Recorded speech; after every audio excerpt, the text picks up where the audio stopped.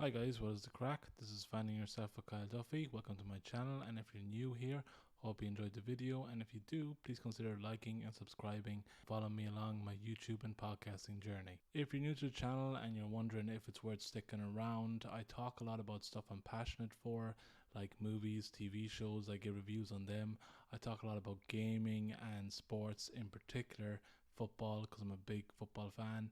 So if any of that interests you, my YouTube channel might be for you. I also have a podcast called Finding Yourself, which is available to listen to up on all major podcast platforms, including Spotify, Google Podcasts, Breaker, and Anchor FM. So if you have seen any of my previous YouTube videos and you feel like checking out more of my content, you can always go up onto any of those platforms and listen to the podcast episodes in full. With that all said, let's get into the content of today's video, which is going to be a review around the movie Don't Look Up.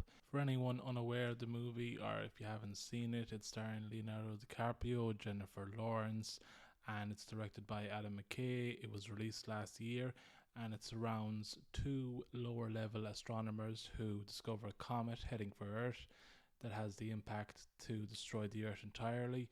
They try to take this to the upper management and the upper echelon of the government, including the President of the United States, played by Meryl Streep in this movie, and they have a really hard time convincing any government officials that the comet is actually real and this is actually happening. I sat down to watch this last night. It was long overdue. I had it on my watch list on Netflix for a while, and I said, you know what, I'll just knock it off my to-do list. And especially because this movie seems to have divided audiences down the middle, it seems very divisive and dividing as a talking point for moviegoers. So I wanted to get my own take on it, see what my opinion was of it by sitting down and just watching the movie in full.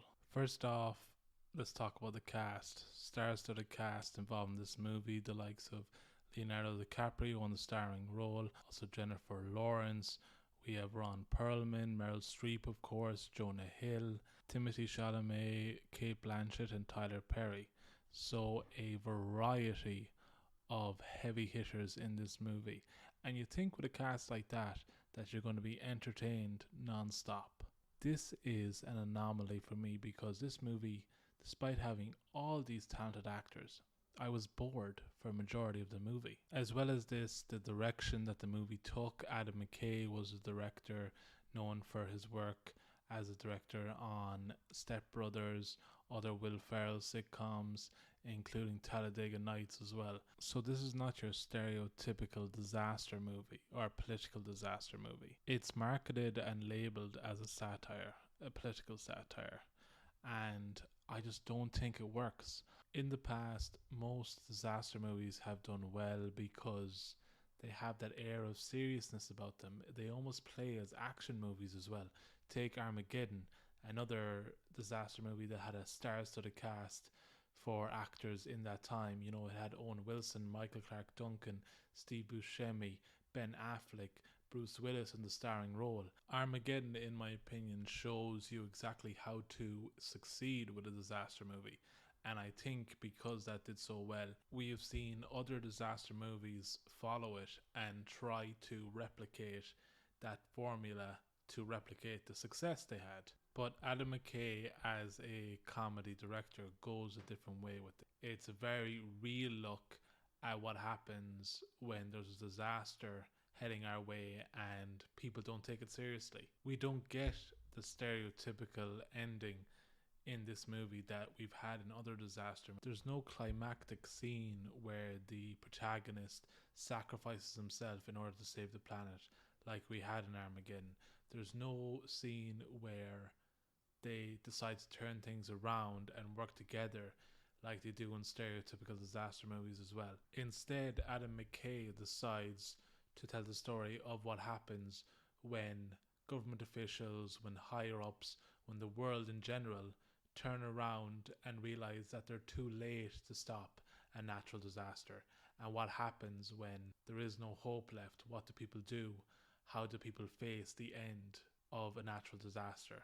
And let's face it, there's a very obvious reason why this movie has split audiences down the middle. It doesn't seem to be doing that well online. On Rotten Tomatoes, it has 56%, which is very low for a movie nominated for Best Picture. And when you look through videos of people talking about this movie, it's 50-50. Some people are saying it's genius, I loved it, it's so smart. Other people saying, the acting is terrible, why did they make this movie?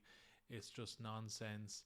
But I think the biggest reason this is split down the middle and 50% hated it, 50% loved it, is because, in my opinion, let me know yours, but in my opinion, this movie puts the message of the movie before everything else. I don't think anyone involved in this movie was worried about making money off of it.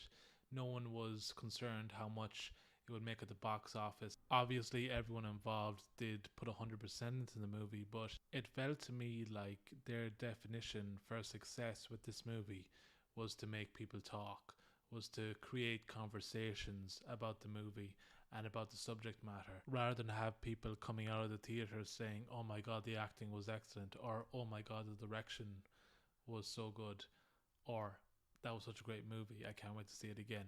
I don't think anyone involved in this movie was concerned about that. I think they were concerned about making sure audience members walked away knowing the message of the movie and making audience members think about the message of the movie and creating conversations about that message. And let's face it, the message of the movie is in our face the entire time. We're almost hit about the head with this message throughout the movie's runtime. And it's not that subtle.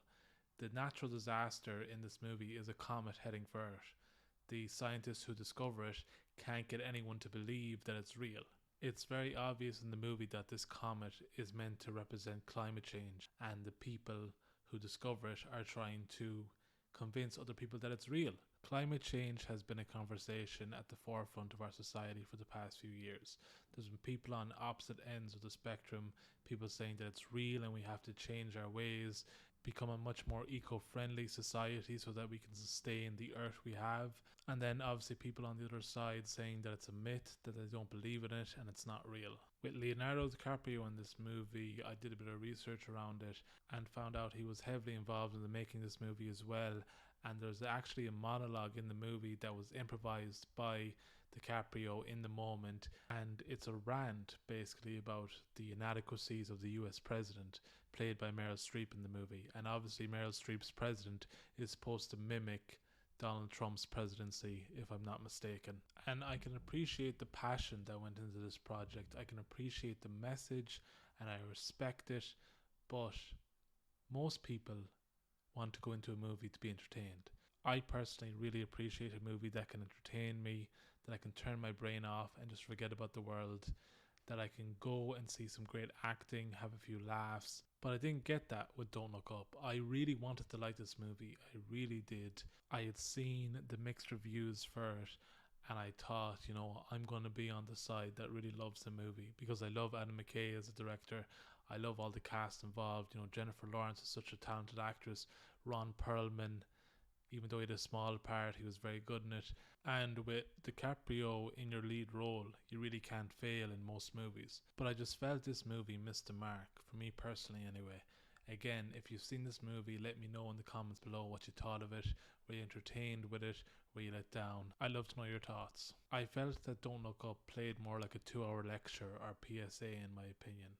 And even though I appreciate the message and understand the severity of the message and what the director and all participants in the movie were going for, but at the end of the day, people go into movies to be entertained. They don't want to feel like the movie is just masquerading as someone's political agenda or someone's social agenda to push something on us. And obviously social agendas and political agendas are hidden in movies all the time, but in a good movie, you don't see right through that.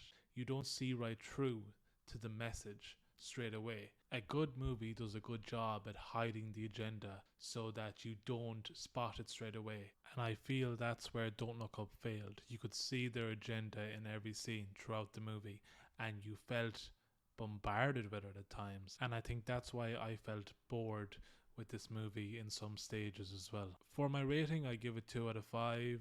Let me know what you thought of Don't Look Up down in the comments below, and if you haven't seen it, go check it out on Netflix and make up your own mind. Hope you enjoyed this video. Make sure to like and subscribe for more content. This has been Finding Yourself with Kyle Duffy. Thanks for listening.